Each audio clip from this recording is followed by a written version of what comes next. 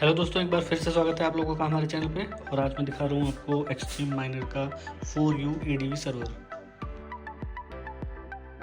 तो दोस्तों, आप लोगों की डिमांड पे हमने ये सर्वर बनाया है जो कि 30 इंच वाली रैक में इजीली फिट हो जाएगा।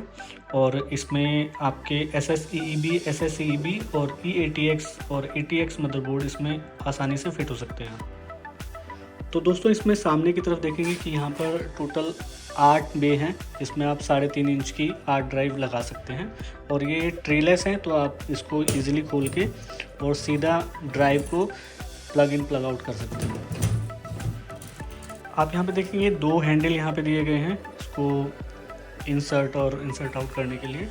और यहाँ पर 4 USB 2.0 के पोर्ट हैं। तो मेरे पास कई कस्टमर्स के कॉल्स आते हैं, जैसे कि वो पूछते हैं कि यहाँ पे आप USB 2.0 क्यों दे रहे हैं, 3 क्यों नहीं दे रहे हैं। तो मैं उनको ये बताना चाहूँगा कि USB 3.0 पोर्ट अभी इंडिया में बहुत कम ही लोग बनाते हैं और वो बहुत महंगा पड़ता है। तो अगर जो आपको स्पेशली 3.0 की रिक्वायरमेंट है तो किसी भी एक पोर्ट को आप यहाँ पे निकाल सकते हैं। और जो पैनल माउंट किसी भी कंपनी का या फिर हम सजेस्ट कर देंगे उसी कंपनी का आप जो USB 3.0 पोर्ट आप यहाँ पे लगा सकते हैं। यहाँ पर आप ऊपर की तरफ देखेंगे कि 3 फ़ैन के कटआउट दिए गए हैं। तो अंदर जो यहाँ पे कूलिंग लगी हुई है तो उस कूलिंग से यहाँ पे एयर आउट हो रही है। और आप यहाँ देखेंगे नीचे उसको माउंट करने के लिए होल्स यहाँ पे दिए हुए हैं। तो आप इसको टेलीस्कोपिक चैनल पे यहाँ से माउंट कर सकते हैं। आप पीछे की तरफ देखेंगे यहाँ पे एक PWM फ़ैन लगा हुआ है 120-38 mm का। यहाँ पे ये मदरबोर्ड का रियर आयो है।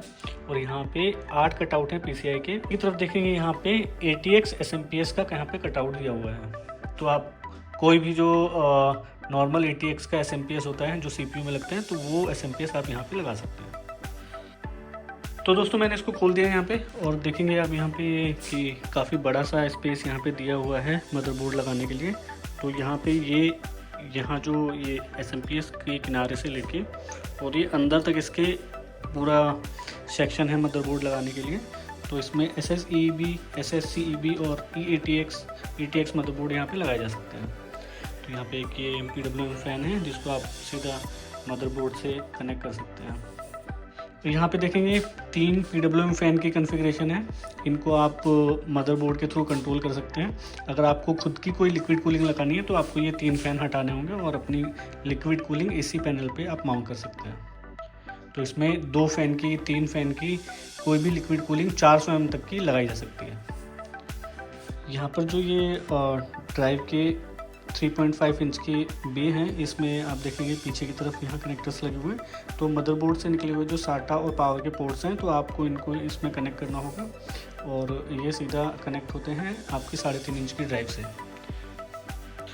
तो दोस्तों, इसमें 2 टाइप की कॉन्फ़िगरेशन आती है। इसमें एक तो होती है कि ट्रे के साथ में है जिसमें ये ट्रे लगी हुई है और आप इसमें ड्राइव को बाहर की तरफ से प्लग इन प्लग आउट कर सकते हैं। और जो इसका दूसरा वेरिएशन है उसमें आप टोटल 12 ड्राइव लगा सकते हैं। और उसमें यह है कि उसमें फ्रंट की तरफ से आप माउंटिंग नहीं दे सकते।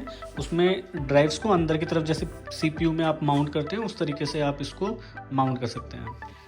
तो उसमें जो बाहर से एक्सेस करने की जो फैसिलिटी है वो ख़त्म हो जाती है और पूरा चैसी पूरा लॉक हो जाता है। अगर जो आपको ड्राइव कोई निकालनी होगी तो आपको पूरा CPU खोलना पड़ेगा। यहाँ पर आप देखेंगे नीचे की तरफ कि वेंट दिए हुए हैं एयर इनलेट के लिए।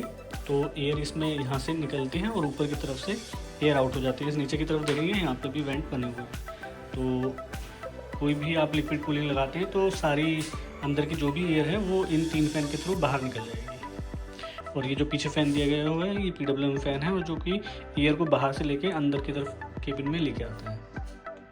यहाँ पर आप देखेंगे USB के कनेक्टर्स हैं। तो ये कनेक्टर्स आप सीधा मदरबोर्ड में लगा सकते हैं जिससे आप फ्रंट पैनल पे इसको एक्सेस कर पाएंगे। तो हमारे कुछ दोस्तों ने सजेस्ट किया है कि हम जो चैसी का जो थिकनेस है वो 1.5 mm में रख रहे हैं जो कि नॉन स्टैंडर्ड है, PC स्टैंडर्ड के हिसाब से नहीं है, उसको कम करना चाहिए।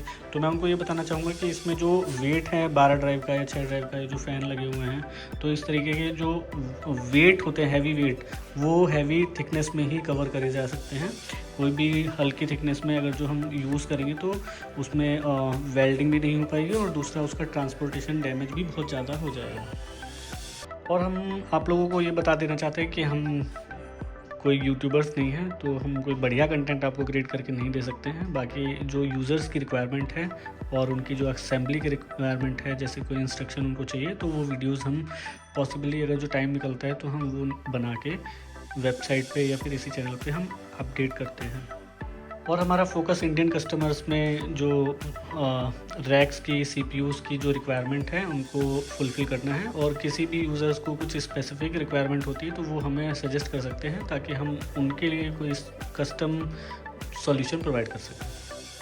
अमेज़ॉन पे आप 1 स्टार रेटिंग का कोई कमेंट्स करते हैं तो उससे क्या होता है कि जो दूसरे कस्टमर्स होते हैं तो उनको वो लगता है कि हाँ, ये कैसा प्रोडक्ट है, क्या है, प्रॉब्लम है, तो उसमें हम जस्टिफाई नहीं कर सकते कि क्या है। उससे क्या होता है कि हम जो सेल कर रहे होते हैं उसमें थोड़ी गिरावट आती है और उससे हमें जो फंडिंग मिलती है जिससे कि हम नए प्रोडक्ट्स डेवलप कर पाएँ और या फिर कुछ नया सजेशन मार्केट में लेके आएँ या प्रेजेंट कर पाएँ, तो उसका जो रेट है वो कम हो जाता है। तो उससे फ़ायदा किसका है मुझे नहीं पता है 1 स्टार रेटिंग करने से, बल्कि मैं तो ये चाहूँगा कि आप सजेस्ट करें हमारे चैनल पे या फिर उसी पेज पे आप अच्छी रेटिंग दें, या फिर आप उस प्रोडक्ट को रिप्लेस कर दें, या फिर आप हमसे बात कर लें। तो इस तरीके के बहुत सारे ऑप्शन हैं 1 स्टार रेटिंग देने के बदले।